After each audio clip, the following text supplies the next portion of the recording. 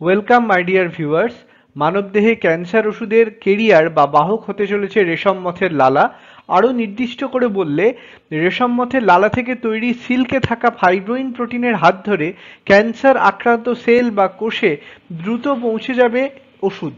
তাতে রুগীরা চটজলদি উপশম পাবেন বলে দাবি বিজ্ঞানীদের। কিভাবে কাজ করবে এই ফাইব্রোইন প্রোটিন? গবেষকরা জানিয়েছেন বিশেষ ডিভাইসের মাধ্যমে ক্যান্সার ড্রাগের সঙ্গে মিশ্রিত হয়ে মানব দেহকোষে ঢুকবে এই ওষুধ। ওষুধটিকে অনেক কম সময়ে পৌঁছে দেবে ক্যান্সার আক্রান্ত স্থানে। শুধু তাই নয়, ওই ডিভাইসের মধ্যে যাওয়ার সময় শরীরের সুস্থ কোষের ওপর কোনো প্রভাব পড়বে না। একমাত্র আক্রান্ত কোষকেই টার্গেট করবে এইভাবে দেওয়া ক্যান্সারের ওষুধ। তাতে পার্শ্ব প্রতিক্রিয়া কম হবে। ইতিমধ্যেই বিজ্ঞানীরা ইঁদুরের ওপর ডিভাইসটির ক্লিনিক্যাল ট্রায়াল করে সফল হয়েছেন। দেশ বিদেশের তাবড় তাবড় 10 জন বিজ্ঞানী দিনরাত পরিশ্রম করে ওই বিশেষ ডিভাইসটি বানাতে সক্ষম হয়েছেন।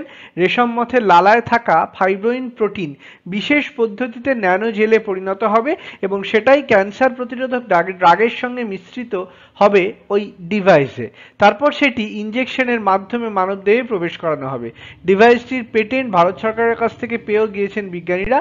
সেখানে ডিভাইসটির নাম দেওয়া হয়েছে silk nanogel injector device for controlled and targeted drug delivery. ওই 10 জন বিজ্ঞানীদের মধ্যে অন্যতম কাজী নজরুল বিশ্ববিদ্যালয়ের অ্যানিম্যাল সায়েন্স বিভাগের অধ্যাপক সুপ্রভাত মুখোপাধ্যায়। দীর্ঘদিন ধরেই অধ্যাপক সুপ্রভাত কোলন ক্যান্সার নিয়ে গবেষণা করছেন। আতার বীজ থেকে পাওয়া নির্যাস যে ক্যান্সার মেডিসিন তৈরিতে কার্যকরী তা তিনি গবেষণা করে প্রকাশ করেছেন। এছাড়া ইন্দো আমেরিকার গবেষকরা কোলন ক্যান্সারের ওষুধ তৈরিতে কালমেঘ পাতা কতটা কার্যকরী হতে পারে তা নিয়ে গবেষণা করছেন। সেই টিমেরও সদস্য তিনি। সদ্য তার গবেষণাপত্র প্রকাশিত হয়েছে আন্তর্জাতিক জার্নালে। তিনি এদিন বলেন, ওই ডিভাইসটি ক্যান্সার চিকিৎসায় অত্যন্ত কার্যকরী ভূমিকা নেবে।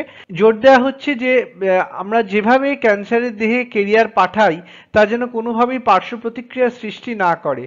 প্রমাণিত হয়েছে এই তৈরি ন্যানোজেল দেহে কোনরূপ বিরূপ প্রতিক্রিয়া সৃষ্টি করে না। স্বাভাবিক নিয়মেই এই প্রোটিন ভেঙে নষ্ট হয়ে যাবে এবং ক্যান্সারের ওষুধ দেহে প্রবেশ করলে অন্য কোষগুলিকেও ক্ষতি করে। তাতে শরীরের নানা সমস্যার সৃষ্টি হয়। এক্ষেত্রে তা হওয়ার সম্ভাবনা অনেকটাই কম।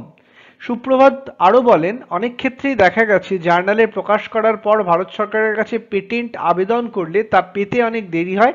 তখন এই কাজকে অনুকরণ করে অন্যরা সেই কাজ করতে থাকে। এই গবেষণার সঙ্গে যুক্ত রয়েছেন ওড়িশার বহরমপুর বিশ্ববিদ্যালয়ের পদ্মলোচন হেমব্রম, ভুবনেশ্বরের সেন্ট জেভিয়ার্স ইউনিভার্সিটির দেবব্রত মোহান্তি ছাড়াও মেঘালয়ের কিছু বিজ্ঞানী রয়েছেন। ইরানের এক গবেষকও। ক্যান্সার চিকিৎসায় ওষুধের পার্শ্ব প্রতিক্রিয়া ভয়ঙ্কর প্রভাব ফেলে মানব শরীরে। ফুসফুসে ক্যান্সার, ব্রেন ক্যান্সারের মতো বেশ কিছু ক্যান্সারের ড্রাগকে আক্রান্ত সেল পর্যন্ত নিয়ে যাওয়াই চ্যালেঞ্জ হয়ে ওঠে চিকিৎসকদের কাছে।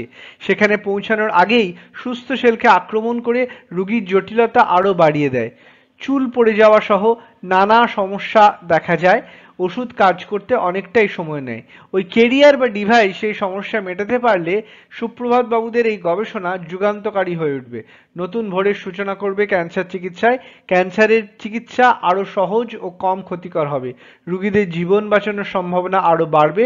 ভবিষ্যতে রেশম মথের লালা ব্যবহার করে আরও অনেক জটিল রোগের চিকিৎসাও আবিষ্কার হতে পারে। ধন্যবাদ।